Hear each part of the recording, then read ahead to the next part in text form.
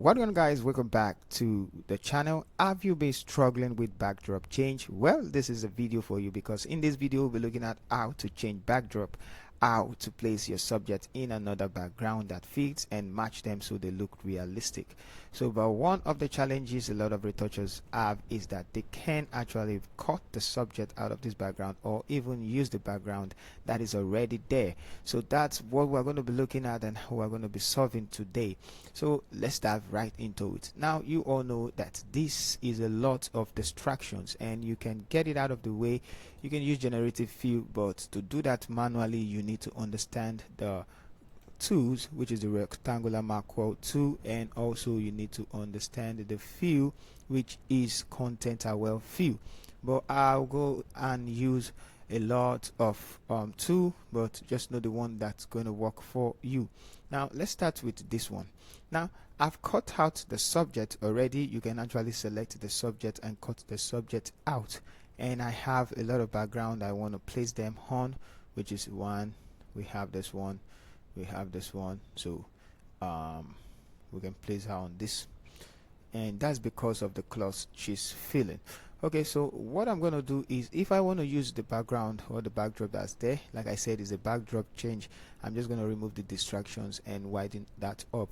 A lot of videos are already online about it. So now I've cut out the subject, but one thing you need to know is that you need the shadows that is already there. This one, you need it. So we need a little bit of the down part of this backdrop. So what I'm going to do is I'm going to unlock the layer, drag this macro tool and place it under like this. So once I place it under, I'm going to grab this brush tool and sample. Let's make it smaller. I'm going to quickly sample the down part of the color and paint like this. So but I don't want a shoe to be affected, so I'm going to cut that out. Let's do that again. So let's do something like this. Hold down shift and add more, just a little bit of that side. So let's take this tool, stamp visible layer, or what's it called, and hold down Alt, sample that side, and I'm going to paint like this.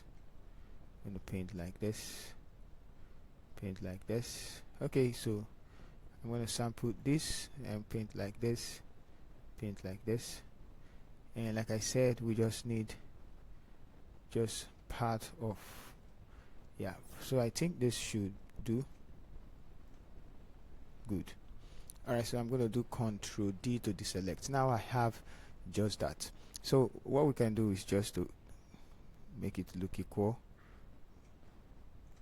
Sorry, this one, and choose this two, and let's make it smooth. Alright, now I'm going to copy the shadows because I need the shadows. So let's select this and then hold this tool, which is this one, lasso tool, hold down Alt, shift, and copy the shadows like that she's standing on. And I'm going to duplicate the layer again, Ctrl J, and now I have a base. So I can turn this off and I have a base. So that's what you need to bring up. So let's continue. We're gonna turn on the first one, which is this one, this, yeah. So you can see that she's having a base already. Now this base, I'm going to balance the subject plus the base. So let's go ahead and make the subject match. First of all, I'm going to drag this one down and then select the subject, the two subjects. Don't select one. I'm going to drag it up and bring her down as well, like this. And if she's matching already, we can leave it. So let's say she's matching. That's too big anyway, so let's just leave it like this, and then I'm going to leave it. Okay, so now I'm going to be working with the second part because I need the ground to look like this place. No, sometimes a lot of people just come, although you can do that if it fits. Choose multiply. I do that sometimes.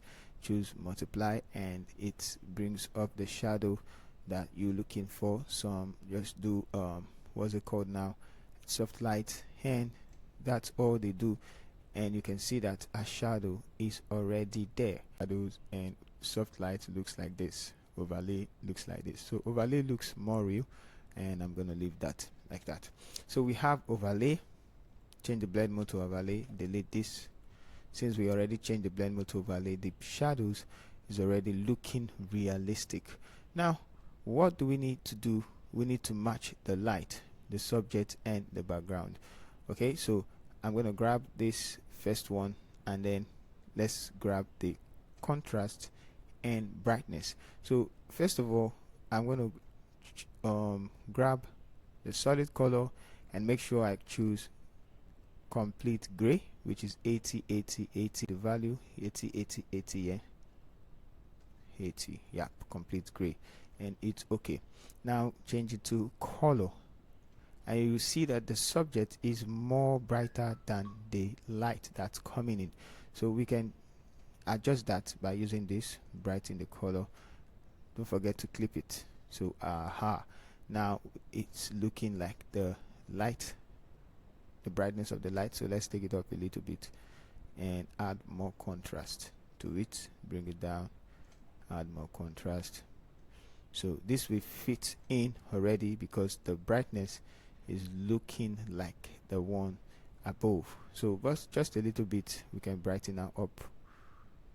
Yep, like this. See, she's matching the background. Now we still need to add some colors to our clothes, most especially the dark part, so it matches this. And we can use three types. We can use solid color. Let's try and use solid color. I'm going to go to the black and then add some yellows. So adding some yellows, let's clip it. I'm going to add some yellows just because the background has some yellows.